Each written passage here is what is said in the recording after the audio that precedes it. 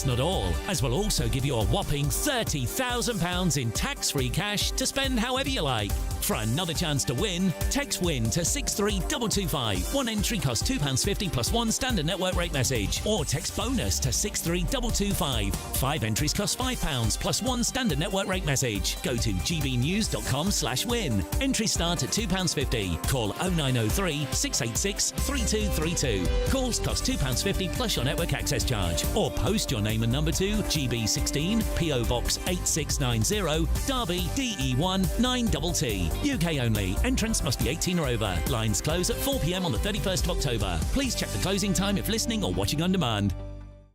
Exciting news. Every Friday, my Patrick Christie's Tonight Show is going to have a twist to it. We're welcoming some special guests. You. That's right, on Fridays I'm going to be doing my show in front of a live studio audience because this show is about you and what you have to say. It's going to be the same big debates, same big topics, same big opinions. But every Friday night at 9 p.m, you are invited to come on down to Patrick Christie's Tonight to be a part of the action. Only on GB News, the People's Channel, Britain's news channel. Hi, I'm Michelle Dewberry, and my show is your opportunity to cut through all the noise and dive in headfirst to some robust debates. Ideas clash. Situation, isn't it? Because the failure is... You're deliberately avoiding my point. Nothing's held back. And if you think this is the end of it, wait for more. And we do not shy away from the difficult stuff. Sometimes I want to shake people and say, if only you understood. So join me on Jubes & Co weeknights at 6 p.m, only on GB News, Britain's news channel. Mornings don't have to be tiresome, especially if you have the right company. Wake up to news as it happens, opinion and debate, and of course, a little bit of entertainment too. Because when the kettle's on, we're on. That's Breakfast on GB News, a show worth waking up for. Every morning from 6 a.m. Only on the People's Channel, Britain's news channel. We'll spread the news, you spread the word. From the school run to the home run, watch a new show for all of Britain. He can say whatever he wants. A straight-talking show where all voices are heard. And, you know, when are we going to stop talking about smashing the gangs and actually do it? With the stories that matter from every part of our country. There's a bit of a crash landing there for your Chancellor. Bold, fearless and standing up for you. That's me, Martin Daubney, 3 p.m. till 6 p.m, weekdays, here only on GB News. The People's Channel, Britain's news channel.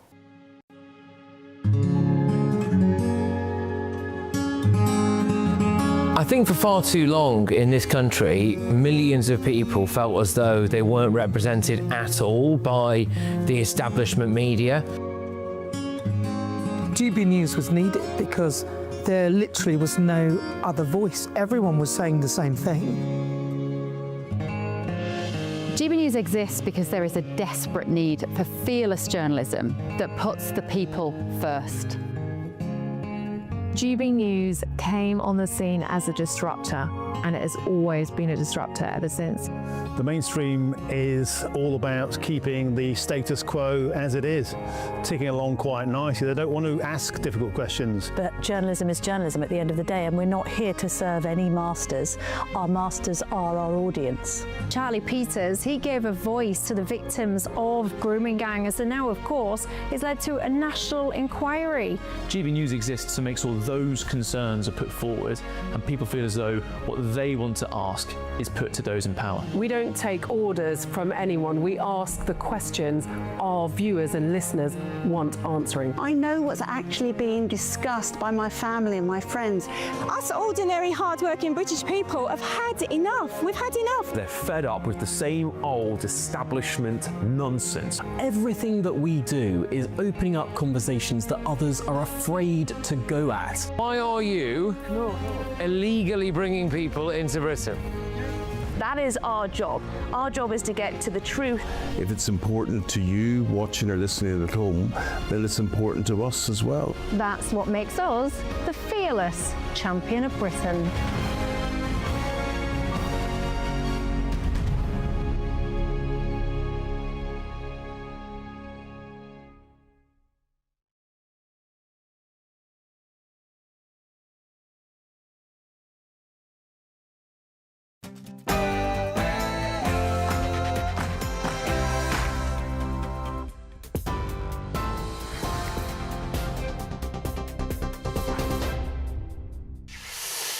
Welcome to GB News, 6 o'clock, time to get you up to date with the latest news. I'm Aaron Armstrong. Israel expects all 20 living hostages held by Hamas to be released together tomorrow morning.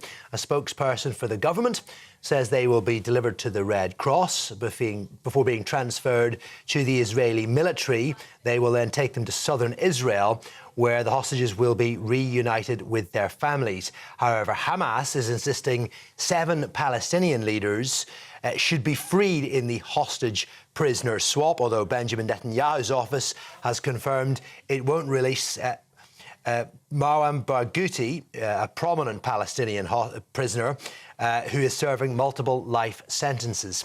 Now, dozens of aid trucks have been seen entering Gaza in an effort to alleviate the humanitarian crisis, although trucks are queuing up at a number of border crossing points trying to get in. Israel says up to 600 should be coming in per day from Monday. Now, the White House says the UK's failure to prosecute 2 Britons accused of spying for China undermines the special relationship and could threaten intelligence sharing between the two countries. President Trump is understood to be increasingly concerned about the UK's reliability after the case against former parliamentary researcher Chris Cash and the academic Christopher Berry collapsed last month. The charges were dropped after the government failed to provide evidence that China was indeed a threat to national security. The Education Secretary has written to university vice-chancellors urging them to protect students from what she's described as the poison of anti-Semitism. Some 600 training sessions will be offered to staff on campuses over the coming weeks to help them identify harassment and hate, and also to open up respectful debate. Bridget Phillipson says the problem is shocking. I think we can just hear from Bridget Phillipson coming up shortly. Perhaps we'll bring that to you in the next hour. Now, 4-hour-long delays are waiting for people travelling to Europe today as new EU border checks come into force. UK visitors arriving in any of the Schengen area's 29 countries will have their faces and fingerprints scanned under the new entry-exit scheme. And tributes are being paid to the Hollywood actress Diane Keaton, who died yesterday at the age of 79. Keaton rose to fame in the 1970s after playing Kay Adams in The Godfather. She also won an Oscar for Annie Hall, one of many collaborations alongside Woody Allen, her one-time boyfriend. Her co-stars in First Wives Club have been paying tribute. Goldie Hawn says she stole the hearts of the world. Bette Midler, who also starred in that film, described her as hilarious, a complete original. Ben Stiller, well, he says Diane Keaton was an icon of comedy and one of the greatest film actors of all time. And those are your latest headlines. I'll be back with more at 7. Tune into GB News Radio wherever you are. Online, on DAB digital radio, on TuneIn, on Radio Player and on your smart speaker. Just say, play GB News.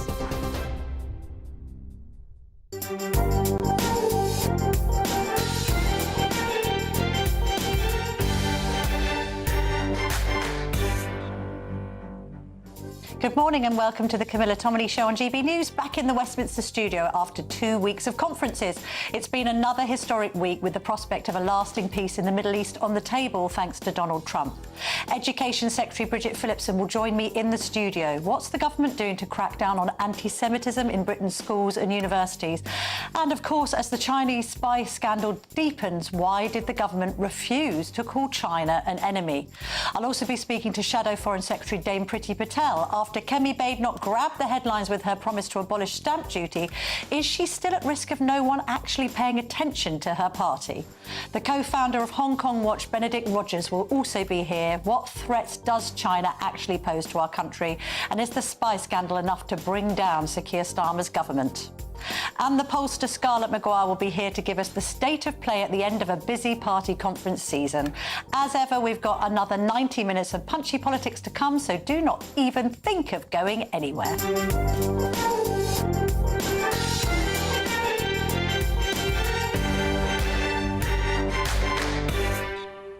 Bridget Phillipson, the Education Secretary and a contender for the deputy leadership of the Labour Party, joins me now in the studio. Lovely to see you in the flesh. I know you've got a very important announcement about anti-Semitism in schools and universities. Before we get on to that, can I just ask you about this spying scandal, because it's all over the front pages of the Sunday papers once again.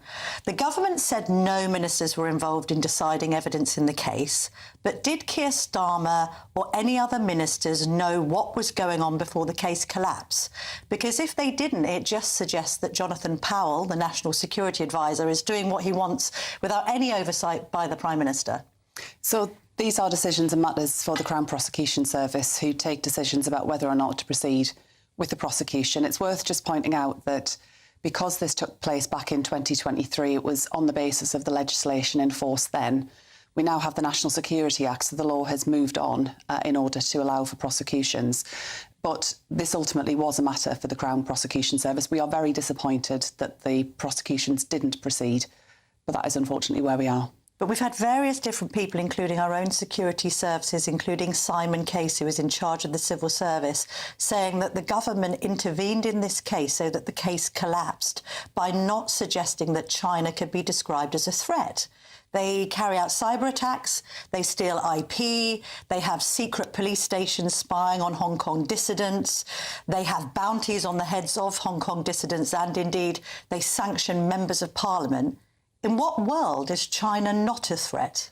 Well, we are clear as a government that China presents opportunities but challenges and threats alongside that. So it is a threat? Yeah, there are threats and challenges that come. It's why we take a strategic approach to China, and it's why alongside that we are clear that this government's number one responsibility is to the national security of our country. Of course we need to engage with China. They're a big economy. But what comes first is our national security. So if China is a threat, then this spying trial shouldn't have been collapsed by the government not saying that it was a threat. China presents threats and challenge, but we also believe that China presents opportunities in terms of our trading relationships with Chinese businesses. But if China does present threats, then it's a threat. We agree on that. Therefore, the spying trial shouldn't have been collapsed. The trial and the evidence that was connected to that predates this government, goes back to 2023 and was ultimately a matter for the Crown Prosecution Service. I know, but the civil service, head of the civil service then, Simon Case, said it was designated as a threat. So China is a threat to Britain. I can't speak to what Simon Case has said. All I can make clear is that we are disappointed that prosecutions didn't go ahead, but this does predate this government. It goes back some years and it was a decision taken by the Crown Prosecution Service. Is the Chinese super embassy going to be opened in Tower Hamlets? This is a process that's underway. It's a quasi-judicial process. I'm afraid I just can't comment on it. And do we know if any compensation was paid to Jingye when they ran British Steel into the ground? Apparently a sum of £1 billion has been mentioned. Again, I'm not in a position to comment on that. What I can say is that we did, of course, intervene to make sure that British Steel's future was secured at Scunthorpe. This whole scandal reflects very badly on the government, doesn't it? I mean, this case, as I say, goes back some years, and therefore I don't think it's quite so straightforward as that, no. Let's move on to your brief. You have said that you want to crack down on anti-Semitism in schools and universities. What have we been witnessing and what is the government going to do about it? We have seen a shocking rise in anti-Semitism on our campuses and in wider society, and I've spoken with many British Jews who are worried and concerned about what they see, about wanting their children to be safe on their way in their communities, but also on university campuses. That's why what I'm setting out today is the action we're taking to make sure that universities are honouring their responsibilities to provide safe and welcoming environments for all students, including Jewish students. And that will involve more funding for universities to provide training for those working in security matters, but also around student welfare on anti-Semitism so they can recognise it and tackle it. But what I've also said to university vice-chancellors is that whilst I recognise the important role of protest, and that's a democratic right in our society, there can be no place for harassment and intimidation on campus. And universities are able to step in the event that it jeopardises the safety of Jewish students. I mean, the NASUWT, which is a teaching union, a survey found 51% of Jewish teachers had experienced anti-Semitism in their schools since May 2023. A total of 44% reported swastika graffiti appearing at their school since that time. 39% had witnessed or been subject to Nazi-related comments. Chants of Free Palestine and swear word the Jews had also been heard. How has this come to pass? It's absolutely shocking, and no Jewish member of staff in a school should have to experience that. I mean, alongside the action we're taking on universities, we're also putting in place more funding so that secondary school students will be able to take part in education around the Holocaust, around Holocaust survivor testimony, and that will commence shortly, because whilst we've got to take firm action where anti-Semitism rears its head, and we've got to root it out, we all have to provide education to challenge much of the prejudice and the anti-Semitism that thrives in the darkness. And that's why providing education for students alongside taking action where it arises is the answer. It was interesting yesterday. We've got the ceasefire now in place in the Middle East, which is obviously a great thing, and we look forward to the hostages being released, we hope, today and tomorrow. And yet yesterday, again, there are marches on the streets of Britain. We've got chants of From the River to the Sea. It's been reported in the Sunday Telegraph that was again said, globalise the Intifada and all the rest of it.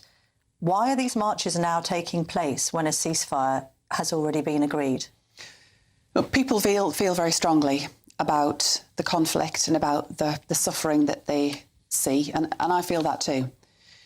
But I agree that we also need to see the hostages released, and I hope and pray that within the next 24 hours they will be back home with their loved ones. And if you're chanting that, particularly the students outside King's College London, which has got an illustrious alumni actually of Jewish students, Alain de Botton, the philosopher, Edith Morley, the suffragette, and others, if you're shouting that outside King's College London as a student, something needs to happen, doesn't it, to you? In terms of discipline. I understand how distressing that is for Jewish people in our country to hear. And what I also said, connected to the protests that were due to take place on the 7th of October, is that just because you can protest, and the right to protest is important, it's a cornerstone of our democracy, doesn't mean you have to protest. No. And it doesn't mean you have to protest on a day when many Jews in this country will be grieving, especially given the recent terrorist attack we saw in Manchester. So I think it speaks to the need for all of us to reflect on our shared humanity, a sense of decency to one another, and the need to understand different points of view, rather than, what we're increasingly seeing is the degree to which this is causing significant tensions more widely. Sure. Let's move on to VAT on private schools, which you know is my little pet subject whenever we speak. So when we've been speaking about it in the studio before, you've always said, look, private schools are businesses, they absorb the costs and all the rest of it. It's an interesting story in the Sunday Telegraph, which has been gained by a Freedom of Information request, and has discovered that the Treasury expected private schools to absorb less than 1% of the VAT rate from profits. Internal documents have shown that the Treasury and indeed ministers knew parents would have to absorb 10% fee hikes, but did it anyway. So we've been around the houses on this quite a few times, and I'll just start by making the straightforward point that the vast majority of people in our country send their children to state schools. Yes. That'll be the vast majority of your viewers. So whilst I understand the interest that the Telegraph and others might have in this topic, I do believe it was the right thing to do in order to invest more in state education. And but private schools set parents to take the hit, 10% more, just make them pay more. Look, private schools have whacked up their fees over the last 20 years, way, way, way beyond inflation, and that's where we are. How many private school pupils have been forced out by your policy, do you know? So we do keep track of the numbers. There's been some numbers reported in the last day or so from the Independent Schools Council, which we don't accept. We don't think are the numbers that we would recognise. The numbers of We've got 25,000. Yeah, we don't accept that. What we have seen is that more children are getting their first choice in a state school this year, and also the numbers in terms of movement that we've seen are in line with historical trends. We've actually seen more private schools opening in the last year than closing. Well, how many have closed and how many have opened? I think from the top of my head, it was around 60 have closed and around 70 have opened. 81 have closed and 70 have opened. We could be talking about different time periods. Okay, but more schools appear to have closed than opened. I mean, is it a good policy to have a school closure at the end of it? I mean, surely that defies the logic of being Education Secretary. You want schools to open, you want schools to thrive, you don't want teachers to be made redundant. We've got 81 school closures.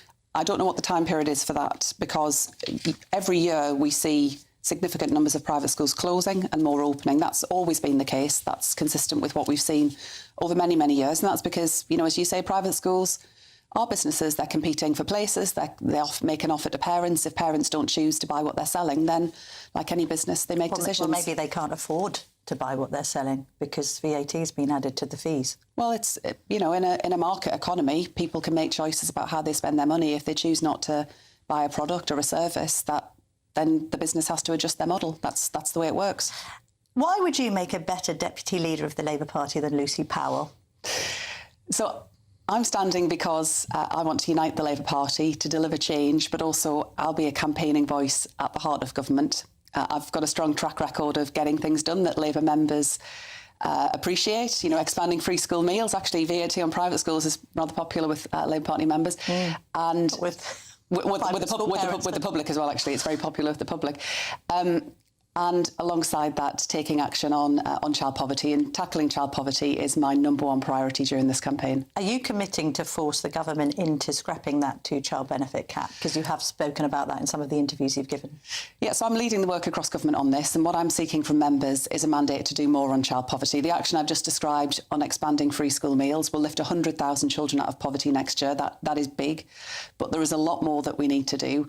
I'm clear about what the evidence tells me. I know what I'll be pushing for, and what I'm asking members is for a mandate to be that voice at the cabinet table, pushing for change in the model of people like Angela Rayner and John Prescott, who were in government, running big departments, but also brought members' voices to the table and pushed for good Labour policies. Final question, can you win this thing? Yes. It's being announced in half term, so the last week of October. That's how I'm accounting for the dates this month. But can you win this thing? Because the members are on Lucy Powell's side, according to latest polling.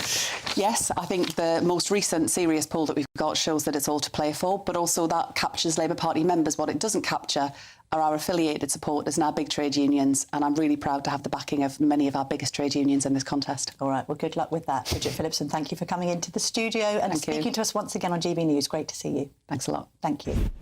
Well, with thanks to the Education Secretary there, she always wants to come in and make the arguments, which is not the same as Keir Starmer or indeed Rachel Reeves, so we're grateful for her presence here at GB News today. Coming up next, we're going to get the response of Dame Priti Patel, the Shadow Foreign Secretary, to that interview. Is it all the Tories' fault that this Chinese spying scandal case collapsed? This is the Camilla Tominey Show, only on GB News.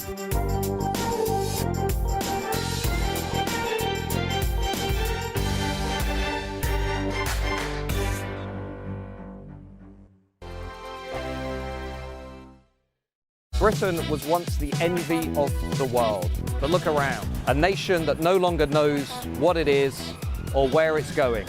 A country that's broken. How do we fix Britain? How do we bring it back? Friday night with Matt Goodwin at 8 p.m, only on GB News.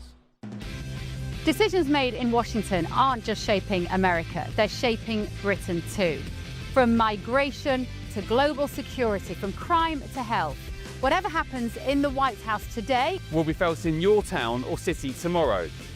That's why The Late Show is live from Washington, D.C. Cutting through the politics to show you what it all means for Britain. The Late Show live every night at midnight. Only on GB News, Britain's news channel. At GB News, we love to hear from you, our loyal community. So drop us a line at gbnews.com/yoursay. There you can talk to each other and also to the presenters live on air. gbnews.com/yoursay, because GB News is your channel, Britain's news channel. Hi, I'm Michelle Dewberry, and my show is your opportunity to cut through all the noise and dive in headfirst to some robust debates. Ideas clash. Situation, no, isn't it? No, Because the failure is you're deliberately avoiding my point. Nothing's held back. And if you think this is the end of it, wait for more. And we do not shy away from the difficult stuff. Sometimes I want to shake people and say, if only you understood. So join me on Jubes & Kerr weeknights at 6 p.m, only on GB News, Britain's news channel. Join me, Nana Akwe, for an informative, interactive news programme with a difference. It's fun. No, he didn't say that, Dave. I'm so surprised. I think there's an element of truth to that. Join me from 3 p.m. every weekend, only on GB News, Britain's news channel. From the school run to the home run, watch a new show for all of Britain. He can say whatever he wants. A straight talking show where all voices are heard. And, you know, when are we going to stop talking about smashing the gangs and actually do it? With the stories that matter from every part of our country. There's a bit of a crash landing there for your Chancellor. Bold, fearless and standing up for you. That's me, Martin Daubney, 3 p.m. till 6 p.m. weekdays here only on GB News. The People's Channel, Britain's news channel. Westminster's full of talk, but out here, it's the real world. Am I allowed to talk now? No, that's it. This is where it matters, real people and real lives. That's what politics is all about. The fact that Trump made a good start, no. Straight answers, no spin, and just a couple of pints. How many fingers have I got up? About 10. So join me for Lee Anderson's Real World every Friday at 7 p.m. only on GB News. The People's Channel, Britain's news channel.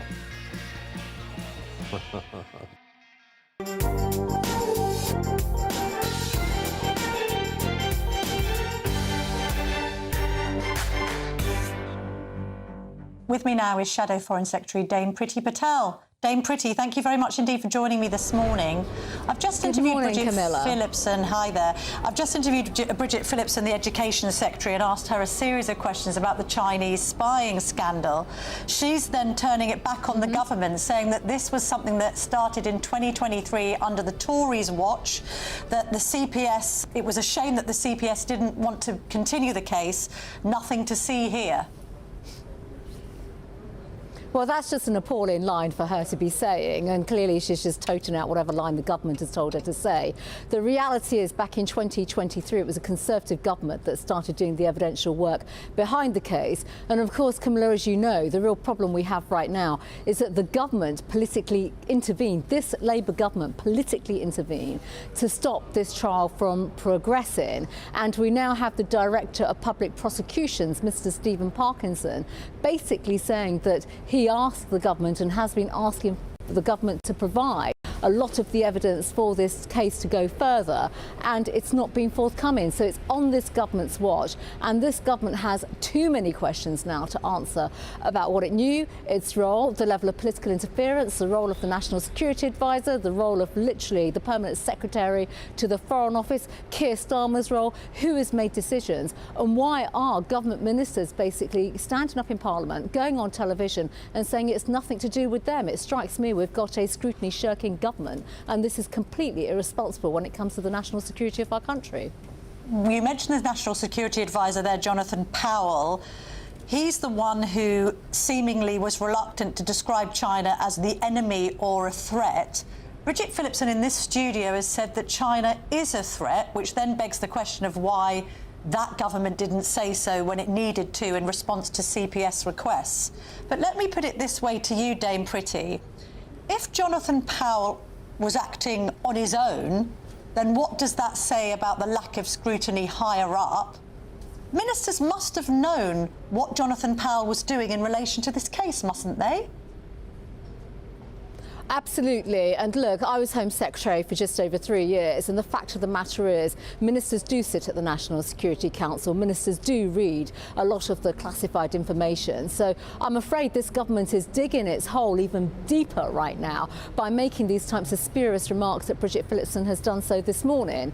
So this is deadly serious. It really is, Camilla. And as you know, judging from the newspapers this morning, the United States of America, our closest ally and a partner we work with on national security, and Five Eyes, our national security apparatus, are now raising serious concerns about the British government's conduct when it comes to national security intelligence information. And I can tell you now, when your biggest ally is raising concerns, this puts us at risk now, because they will not be wanting to share intelligence information with this country if we are not going to act upon it, and if we're going to make political judgments in the way in which this government has done so.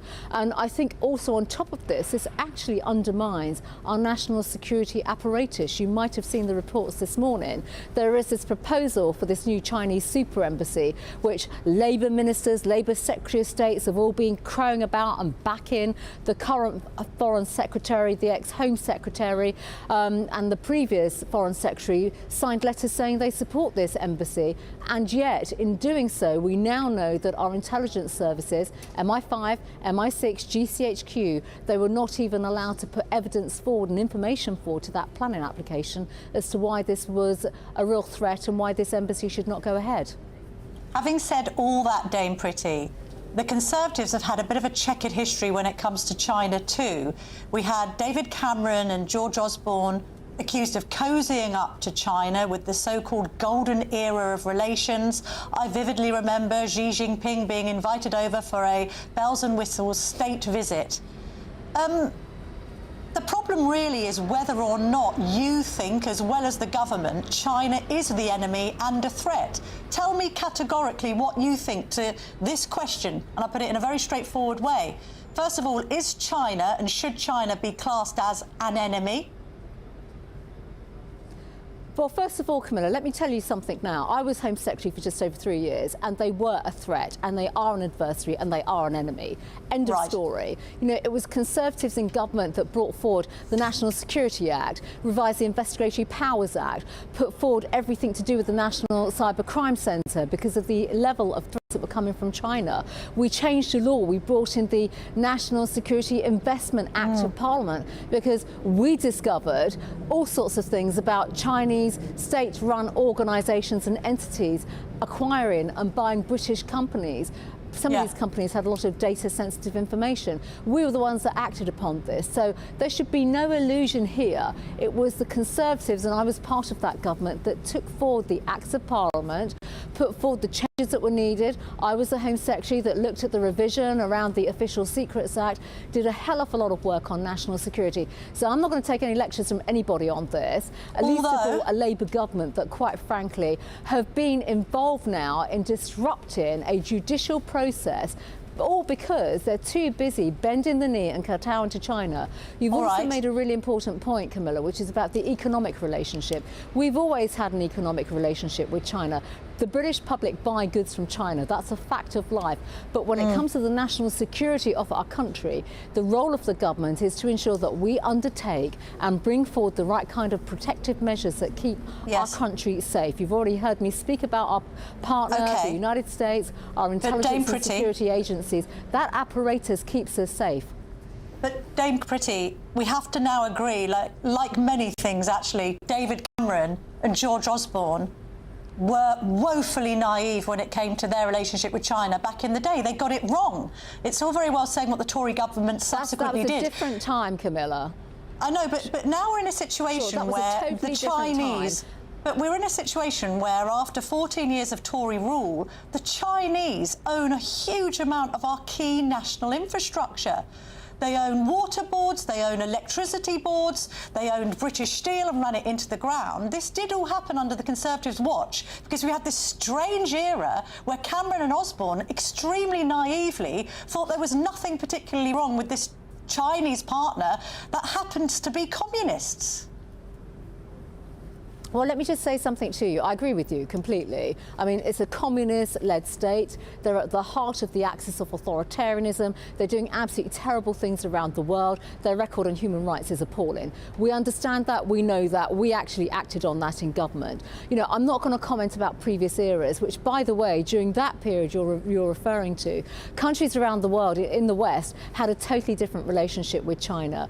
They have become a real axis of authoritarianism, a real adversary. We've seen that just with this war with Ukraine as well. The fact that the Chinese are supplying weaponry and people to basically fight Western values and Western civilization and institutions. The world has moved on since then, and obviously China has become an even more severe threat. We responded, we acted, and we are still acting upon this. So in light of everything that you've just said and I've just said, it is absolutely reprehensible that we have a Labour government that just thinks they can wash their hands, not stand up to scrutiny, crash basically a serious spy case where people, British citizens, were spying on behalf of the Chinese state, an adversary and an enemy of our country. That is not acceptable. And the people that need to be scrutinised on this are this Labour government, and I'm going to say it, the Prime Minister, who is constantly shirking scrutiny. One final question, because we're running out of time. When it comes to peace in the Middle East, which we're hopeful will last and be lasting peace following the ceasefire release of the hostages, Nobel has been criticised for snubbing President Trump when it comes to giving him the Peace Prize. Should the US president be given that Peace Prize, Priti Patel?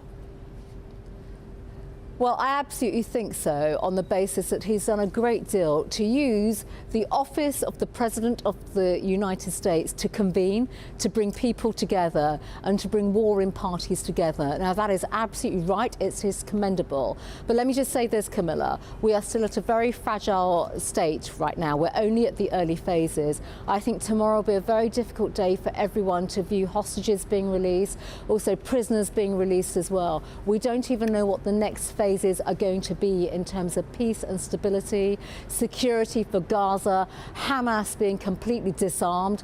They are a terrorist organisation that I prescribed as Home Secretary. They are the cause of this conflict and the terrible atrocities that we've seen, and the hostages being kidnapped and kept in captivity for over 700 days. We are at an early stage. This is very fragile, and we need everyone to work together. All right. Thank you very much indeed for joining me this morning, Dame Priti Patel.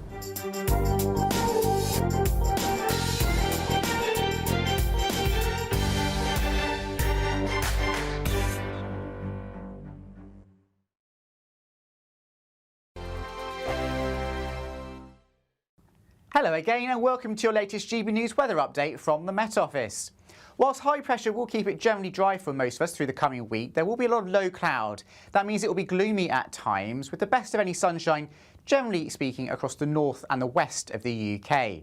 So high pressure dominates through the next few days, very few ice bars on the chart, so not much in the way of breeze, and therefore things not really changing day to day.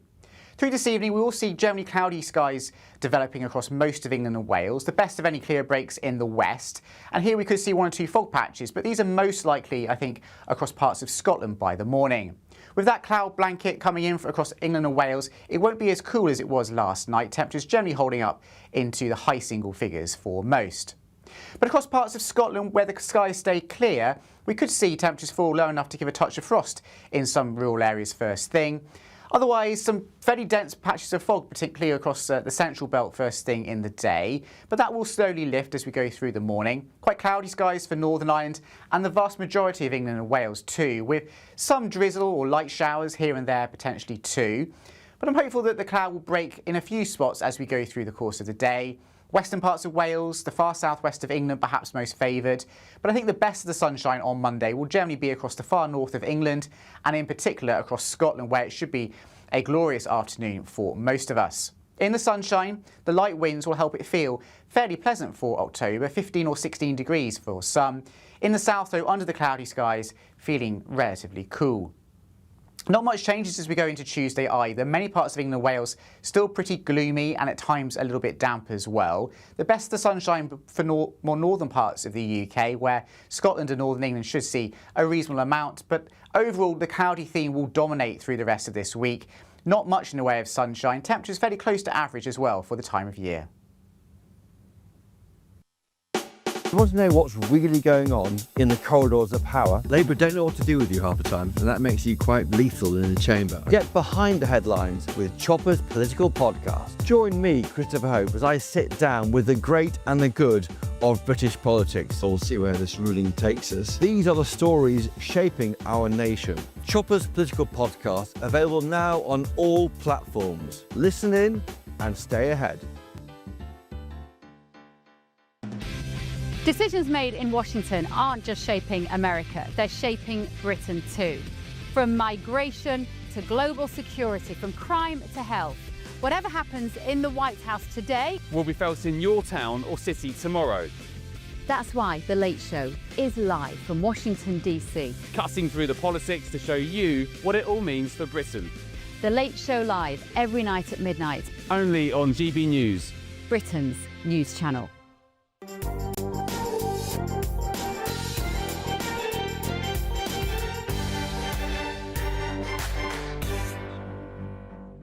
Welcome back. The co-founder of Hong Kong Watch, Benedict Rogers, joins me now in the studio. Also author of this book, The China Nexus, and this is about 30 years in and around the Chinese Communist Party's tyranny.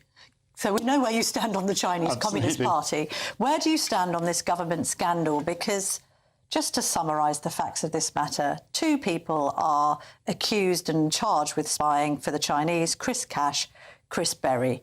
The case collapses because, according to the CPS, they can't get the government, the new Labour government, to confirm that China is both the threat and the enemy of the state, which is required to make this prosecution happen under the Official Secrets Act. I've just spoken to Bridget Phillipson, who's basically saying, oh, well, this is all very unfortunate that the CPS couldn't make this case work. And our retort to that is obviously, well, this is because Jonathan Powell, the National Security Advisor, wouldn't give them the key information they needed to confirm both that China's a threat and the enemy. I mean, is that your understanding of this? That's exactly my understanding. And in addition to that, I understand that Tom Tugendhat, when he was the security minister, and for whom way back Chris Cash worked before he was security minister, had the case ready to go. I mean, had a dossier of evidence of all the threats from China, including the evidence of this spy case.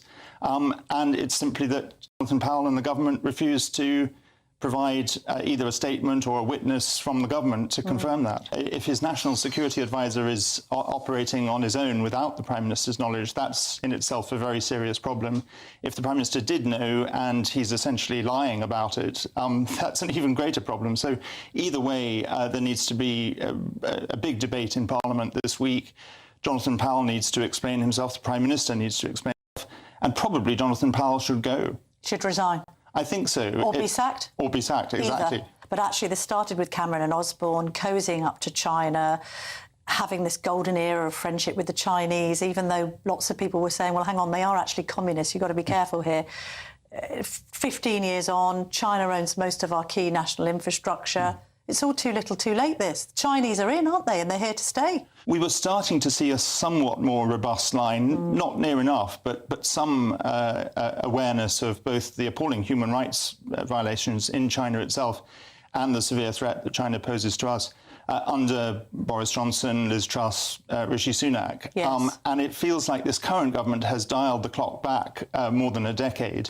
And we now have, the former head of MI6, the former head of the Civil Service, the former National Security Advisor, the former Director of Public Prosecutions, as well as the current Director of Public Prosecutions, all saying something is deeply wrong about this collapsing of the case. Talk to me about the Chinese. I mean, you're talking about 30 years in and around the Chinese Communist Party's tyranny. They are tyrannical. I mean, people can think back to the Cultural Revolution and everything that went on then, much celebrated by some figures on the hard left, strangely. But I mean, what is the case with China? They are the enemy and they are a threat to Britain, aren't they? Absolutely. I mean, I first went to China when I was 18 years old to teach English for 6 months. I was actually there at a time when it was thought that China was beginning to open up a bit and relax a little bit. But certainly under the last 15 years or so, and particularly under Xi Jinping, it has gone right back to an extremely repressive police state, a surveillance state. And not only are they carrying out genocide against the Uyghurs, the total crackdown on Hong Kong in absolute breach of an international agreement. Yes. Violations across China, Tibet, but also a campaign of transnational repression. So exiled Hong Kongers, Uyghurs and others have been targeted. Even I myself, in a small way, I've had anonymous letters, threatening letters sent to my home address in London. Even my mother has had letters to her telling her to tell her son to shut up. Thankfully, she has a good sense of humour. Yes. She told me she'd given up trying that many years ago. But that's quite sinister, isn't it? That's quite scary. It's sort of strange, sort of almost Stasi-like tactics being employed in 2025. Exactly. And then we've got this extraordinary business of the super embassy in Tower Hamlets. Bearing in mind everything you've just said, Benedict Rogers, what on earth is the government thinking in allowing this thing to go ahead? What do we know about it and the spy tunnels underneath the proposed building? Well, it's absolutely extraordinary. First of all, the site is right next to the iconic historic Tower of London, Tower Bridge. It's at a major intersection where protests would be extremely difficult to take place on any large scale. And indeed, the Metropolitan Police initially objected to the proposed embassy because they said they wouldn't be able to police large protests. We proved that point right for them with several protests that I took part in with thousands of people. Yes. And sure enough, it shut down the whole of that intersection. Most importantly, the Old Royal Mint is on top of cables between our two financial centres, the City of London and Canary Wharf. So you can understand what the Chinese want by being there. Although we read on the front page of the Sunday Telegraph this morning that intelligence services have been stopped from voicing their concerns. What do you know about that? Well, I only know what we read in the newspapers, but it's absolutely extraordinary to be considering giving China this embassy and excluding the intelligence services from contributing to the decision. It's bizarre. But also there's some suggestion that some quid pro quo has been going on, that if we allow the super embassy, then compensation that might have had to be paid to Jingye, that owned British Steel, ran it into the ground, they might waive that bill. Do you know anything about that?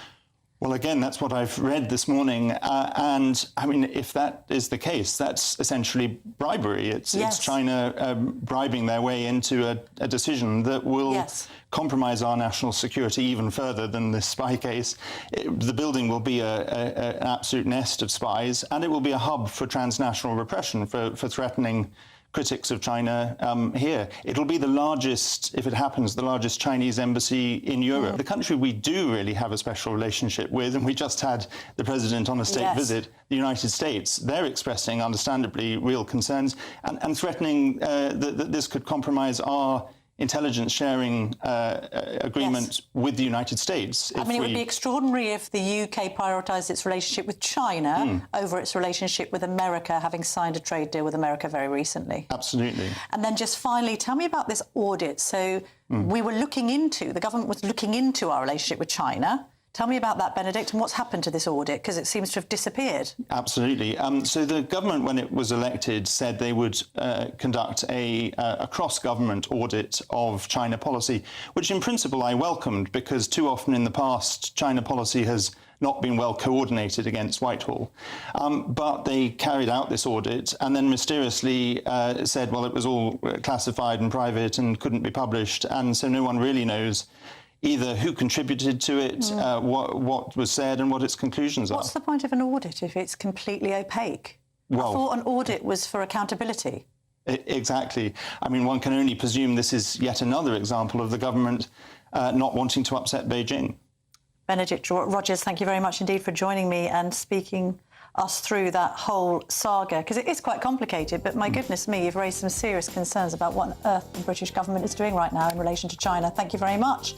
Coming up next, we're going to be speaking to the pollster Scarlett Maguire. She's going to take us through the state of play with all of the parties at the end of a very busy party conference season. This is the Camilla Tominey Show, only on GB News.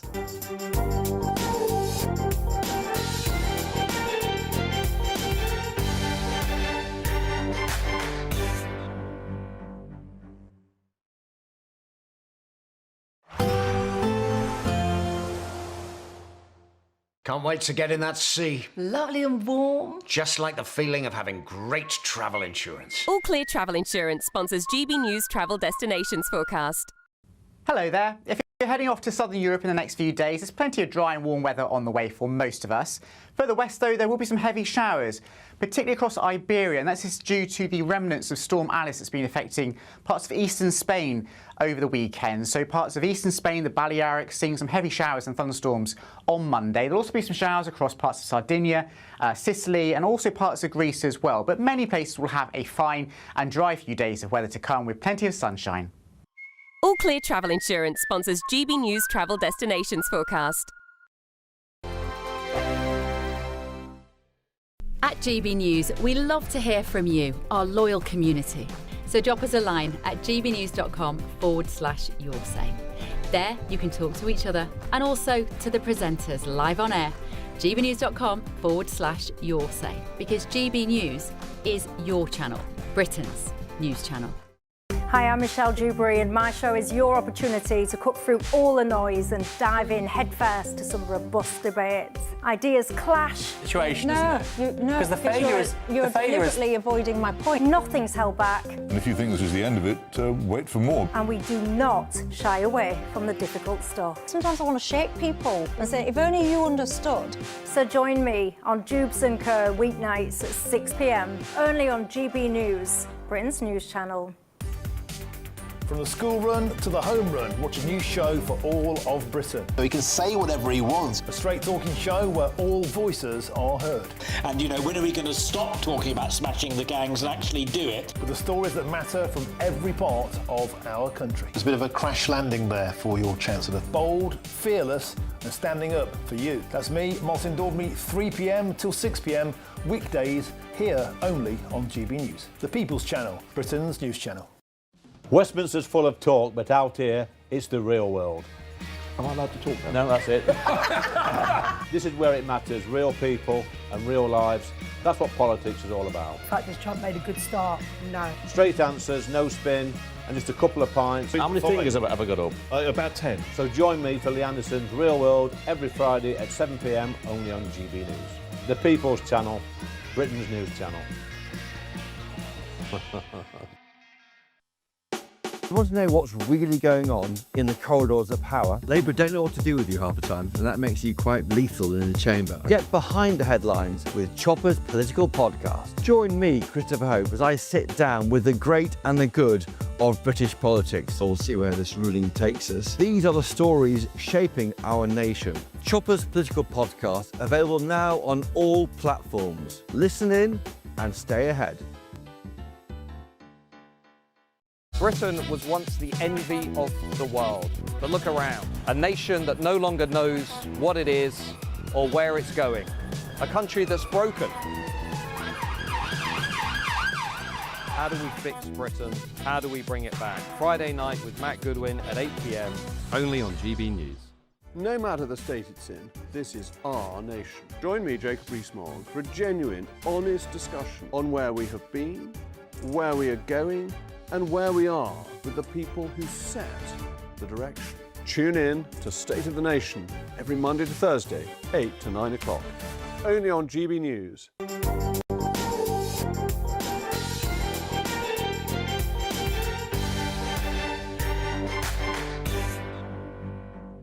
Welcome back. Let's get into some polling with the founder and director of Merlin Strategy, Scarlett Maguire. Lovely to see you. We're just discussing in the break conference, both exhausted. Neither of us have got conference lurgy, though, which is a good thing. Impressive. Still time. And now, let's talk about Kemi Badenoch's speeches. That seems to have perhaps moved the dial, but I don't know whether it's been reflected in polling because, of course, there's this sense that the Conservatives speak, but nobody listens. Well, that's certainly what's been happening for the Conservatives over the last 14 years. We found that they've 14 months, sorry, not 14 years, since the general election. Years as well, I think it was happening over the 14 years as well, but the last 14 months in particular, they've really, really struggled to cut through. Kemi Badenoch and the team around her. I was doing focus groups actually with some Conservative voters before party conference. Yes. And they were now going to Reform, and they were just saying, well, we just don't hear from the Conservatives. We don't hear anything about them. So Nigel Farage and Reform have been very good at dominating the media. You're absolutely right in that this speech got a very positive reception in the press, got lots of people talking about it. I saw it was leading the BBC News digital page afterwards. All things that the Conservatives would be happy with. Whether it's cut through or not, it's a bit early to say. There are some signs that it might be improving things. So on the one hand, we've had a couple of opinion polls out. Both show very small gains for the Conservatives, basically within the margin of error, but still something. Sure. And it's in the two polls. And we've also seen there was some polling out from Opinion last night that showed Kemi Badenoch's personal approval ratings up outside of the margin of error. Still very low overall, but up. And the Conservatives improving on some key metrics like know what they stand for, could be ready for government, competent, all these things. Again, still significantly underwater, but showing signs of potentially moving in the right direction. Look, she wanted to get through that conference without it being an unmitigated disaster, no repeat of Theresa May in 2017, and for people to maybe conclude this afterwards. You know, the Tories don't seem to be completely dead. No, and so I think on those terms, I think she absolutely succeeded. You know, I think you know this better than me, but she seems much stronger internally than she was before. It looks like no one will move against her until May. But this is the sort of flip side of the coin. And I think, you know, the May local elections look really bad for the Conservatives. They still do. We've had 5 council by-elections since her speech, since the conference. The Conservative vote share went down in all of them. Now, you might say it's too early for the speech to trickle through, but even so, the fundamentals of May look like they're not changing yet, and that is still going to be a very difficult hurdle, I think, for her leadership to climb. Can we make a conclusion as to which conference was the most successful? That is a fantastic question. I think we can come out with potentially which one was the least, actually, which is potentially an unfair way of heading that up. But we could see Labour's speech. I think both Labour and the Conservatives discovered a bit more risk appetite for their conferences. I think they could tell they were in trouble with the sort of relentless rise of reform. And so Keir did this speech. We've now had some polling. Again, it's that opinion polling. More people in the public thought it was a bad speech than a good speech. And the Conservatives, we might see over the next few polls the Conservatives making small gains. That has not happened for Labour since their party conference. And so I think if Keir was looking to really turn things around, if Keir Starmer was looking to turn things around, that hasn't happened. No. And so that's why I think at the moment it looks like potentially Labour's went the worst, although again, saw off Andy Burnham. Saw off Andy Burnham. I mean, he peaked too soon, didn't he? Do we agree on that? I think so, definitely. I think he actually did Keir Starmer a massive favour. I think he galvanised support around Keir Starmer, which is odd. Keir Starmer's obsession with Nigel Farage and branding him and reform and its policies racist, has that had cut through? Because we did have that interesting poll which suggested, I think it was YouGov, that half the country do think reforms and its policies are racist. But then I would imagine that people also find the notion of Keir Starmer suggesting that Nigel Farage doesn't love Britain faintly ridiculous. So where are we on this whole racist allegations against Farage and reform? Yeah, it's a fantastic question. So I think, generally speaking, I think it's not paid off in terms of it's not moved the polls in Keir Starmer's favour. I think he was right to identify that his best chance for 2029, if he is still Prime Minister by then leading the party into the next election, is to make the election basically a referendum against Farage and to try and say to all the voters to his left, to the Green Party voters, to Lib Dem voters, you need to tactically vote to make sure we can see off Farage, because at the moment he's bleeding quite a lot on his left flank. I don't think this would be the way to do it. I think even though you're right, there was some YouGov polling showing that people overall thought that reform a bit racist. I've also had polling that shows that people don't think Nigel Farage personally is, which I think is an interesting dimension to that. But I think what you have to realise, and what I was doing some focus groups again with some Conservative and Reform voters last week, some of which have been previous Labour voters, and they were basically, I think what people have to understand is voters, especially people who voted for Brexit, people who voted Boris Johnson in 2019, or people who previously voted Labour, they're now very sensitive to being called racist for things that mainstream politicians are now starting to say. And I think it's something you have to handle quite carefully, because even if you are calling one specific bit of reform policy racist, that idea of removing IDLR retrospectively indefinitely to remain, that's quite a nuanced argument to land if you're trying to say to supporters, but no, we absolutely don't think you are racist. And that often gets lost. And I think that's a problem they might have. Are we basically in a sort of left-right split here? If we add up Reform and the Tories, we add up Labour and the lefties, are we just polarised? And at the end of the day, I can't see any MRP predictions at the moment giving Reform a majority. So the Tories' only hope of survival is to be invited into some kind of confidence and supply stroke coalition with Reform when the time comes. So just on the basis of the polling now. So I think, look, there are two ways to look at the upcoming election. I think you can, well, whenever it is. The first one is absolutely, as you say, a sort of left versus right. And I think, again, that will end up being basically about Farage. You know, do you want Farage as Prime Minister or do you not? I think there's another way of looking at it as well, which is more of a sort of, are you supportive of the system or are you anti the system? And what we can see is that Labour and Conservative voters, even though they might disagree with each other about an awful lot of things, about policy things, they tend to be less likely to think that the country is broken. They tend to be much happier with their lives, and they have less appetite for radical reform. And what we see is where these parties are losing their support to Greens for Labour, but also to Reform, and Reform predominantly to the Conservatives, it's this sense that the system's not working, we need something to break to change it. So it's the anti-status quoers who are on the left and right and just want to break everything up. Exactly. And so whilst I don't think that means you're going to get Greens tactically voting for Farage and the reverse, not that, I just think it's going to be harder to rally that sort of pro-system vote behind a Starmer to face off Farage. Although I do wonder about the Lib Dems. I mean, the blue wallers might find Farage a bit much, but because the Lib Dems have gone so left, might go back to the Conservatives, because her speech was all about, I'm an engineer, not an arsonist, and we aren't anarchists. So she's trying to represent the kind of, like, it's not centrist because it's right-wing, but it's more moderate, let's just try and reform, more establishment. Ironically, reform this state rather than completely smash it to pieces. That's exactly, I think that's the argument they're trying to land. And one thing I'm most interested in is whether the Lib Dems explicitly start attacking Labour or not over the next few years, because I think that will change those dynamics. Scarlett Maguire, thank you very much indeed.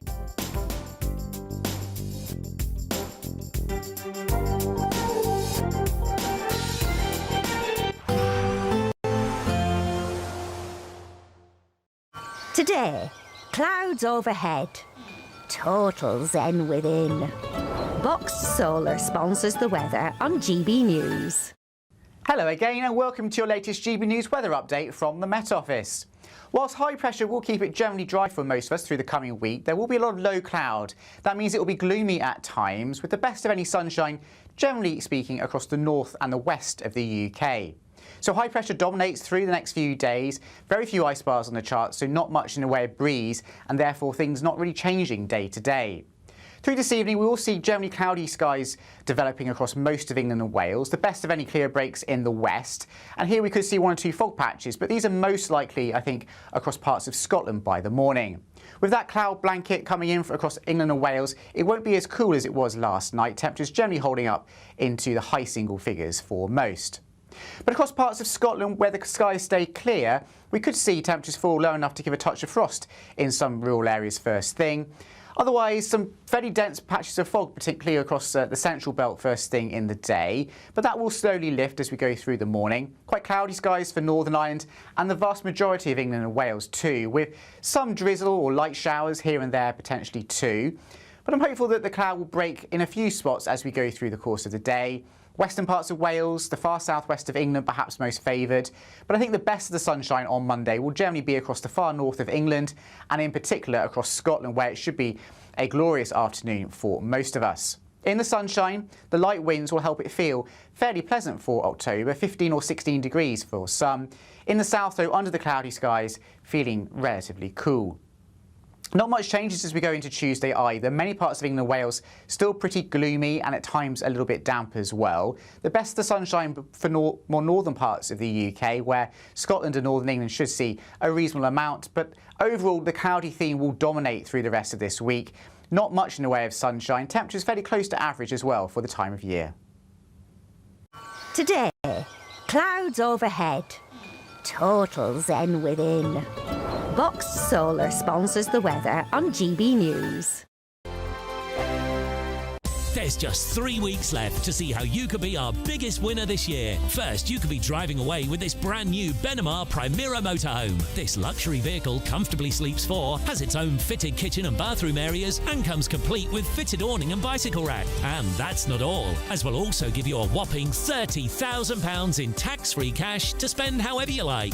For another chance to win, text WIN to 63225. One entry costs £2.50 plus one standard network rate message. Or text BONUS to 63225. 5 entries cost £5 plus one standard network rate message. Go to gbnews.com/win. Entries start at £2.50. Call 0903 686 3232. Calls cost £2.50 plus your network access charge. Or post your name and number to GB16 PO Box 8690 Derby DE1 9TT. UK only. Entrance must be 18 or over. Lines close at 4 p.m. on the 31st of October. Please check the closing time if listening or watching on demand.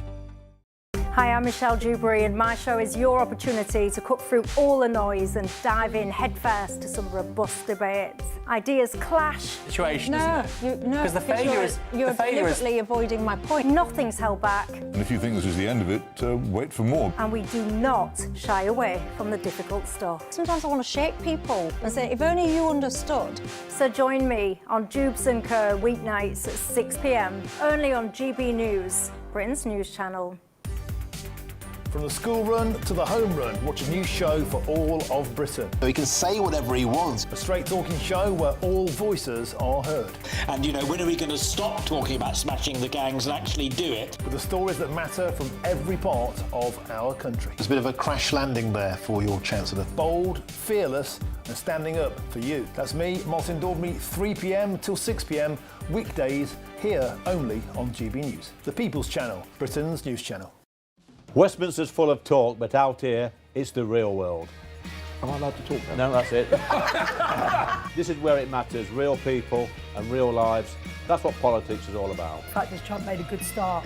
No. Straight answers, no spin, and just a couple of pints. How many fingers have I got up? About 10. So join me for Lee Anderson's Real World every Friday at 7 p.m.